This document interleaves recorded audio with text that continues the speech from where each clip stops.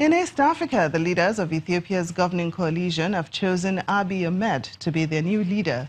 He is from the Oromo ethnic group, which has been at the center of anti-government protests since 2015. Mr. Abiy will now be put forward for the position of Prime Minister after the council approved the resignation of the outgoing Premier, Hailemariam Desalegn. Mr. Abiy is seen as an astute politician with impressive academic and military credentials. He holds a doctorate from Addis Ababa University and has master's degrees from the US and the United Kingdom. He previously served as a cabinet minister and was instrumental in setting up the country's intelligence agency. His critics, however, have cast doubt on whether he will be allowed enough room and power to institute reforms demanded by the demonstrators. Hundreds of people are protesting in Kenya against the detention of opposition politician Miguna. Mr. Miguna flew into the country on Monday following his deportation to Canada last month, but he was detained at the airport for 2 nights after he refused to board a flight to Dubai. Last month, Kenyan officials said that he had renounced his citizenship in 1988 when he became a Canadian. But Mr. Miguna disputes this, saying that he has a Kenyan identity card and was allowed to contest the Nairobi governor race in last year's election. He was due to appear in court this morning, but officials failed to present him. The judge then ruled that Mr. Miguna and 3 senior government officials must appear this afternoon, but the deadline for them to do so has passed. Meanwhile, the company behind Kenya's largest newspaper has sought to reassure readers after 8 of its columnists quit over fears that the group is losing its editorial independence. In a statement released on Tuesday afternoon, the group, which owns The Nation and Business Daily, among other titles, said it is committed to media freedom. It also defended its actions when it came to editing the columnist's work, saying it was only ever to correct basic errors.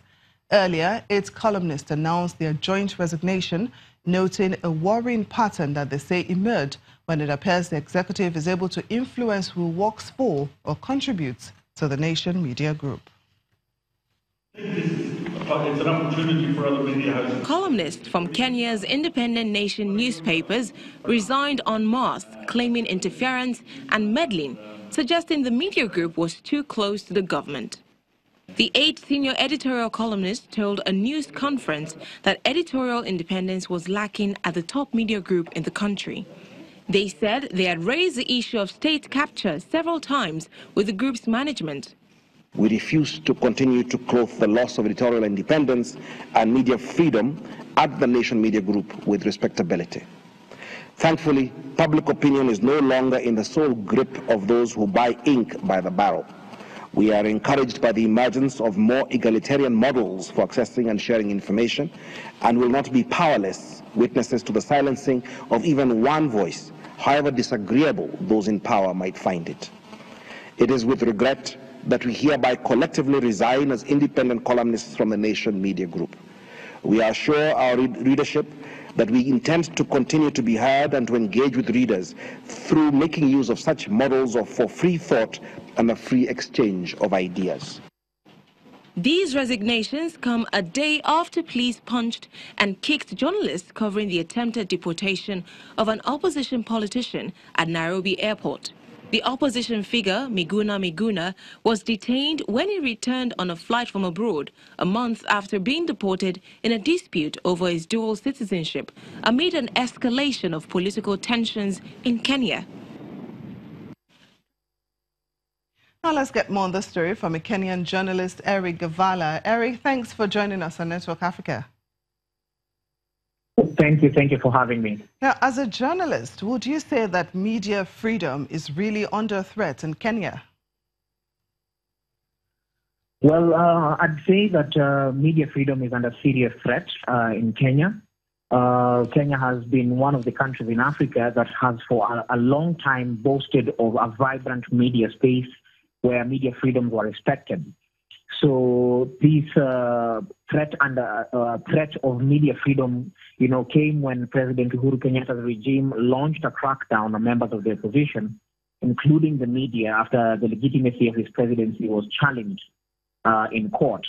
Remember, the 3 biggest stations in Kenya were shut off for a couple of days because of this crackdown. And like you say, in a separate incident, police assaulted journalists covering the attempted deportation of Miguna at the Jomo Kenyatta International Airport. So in a move that the media is maybe trying to push back, and one of the nation's biggest media houses suffered a major blow yesterday when 8 of the top columnists resigned over the lack of editorial independence and interference from the government. So these columnists protested against the sacking of the media firm's managing editor, who had criticized the presidency of Uhuru Kenyatta. So this is a very concerning and worrying pattern of infringement of media freedoms in this country. So amidst all this, what is the government saying? How is the government reacting to allegations from the columnist who resigned that it is trying to influence who works for or contributes to the Nation Media Group? Well, the government did not immediately, respond to this. They have been silent over this matter as of yet. They haven't commented on it. But the Nation Media Group has issued a statement this afternoon, basically to reassure its readers of its commitment to media freedom. But something that is noteworthy is that there is word that Uhuru Kenyatta's family could be interested in buying majority shareholdings of the Nation Media House, which is the media house in question. Okay. So, Eric Gavala, thank you so much for joining us on Network Africa. We appreciate your contribution to the program. Still to come on the program, South Africa apologizes to the King of Lesotho following allegations that he was mistreated at the South Africa-Lesotho border. Please stay with us for details.